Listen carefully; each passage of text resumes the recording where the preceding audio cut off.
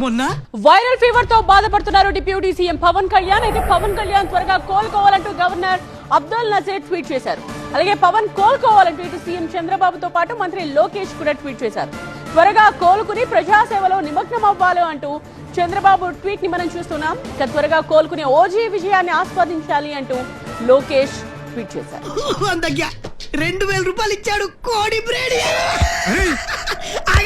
అప్పుడు అయిపోలేదు, మళ్ళీ మొన్న వస్తారా? ఆంధ్రప్రదేశ్ ముఖ్యమంత్రి చంద్రబాబు కూడా హైదరాబాద్ వచ్చారు. ఇందులో భాగంగా ఈ నేపథ్యంలోనే కాసేపట్లోనే పవన్ కళ్యాణ్ మాదాపూర్ లోని పవన్ కళ్యాణ్ నివాసానికి చంద్రబాబు వెళ్లబోతున్నారు. పవన్ కళ్యాణ్ ని చంద్రబాబు పరామర్శిస్తారు. నేను క్యాన్సర్ అని చెప్పగానే వల ఎడుతారా అని పక్కన 4 రచ్చెట్లు ఒక్కోడి తైటుంటారా అని ఎడుతుంటారా. ఒక్కడికి బ్రెయిన్ లేదు.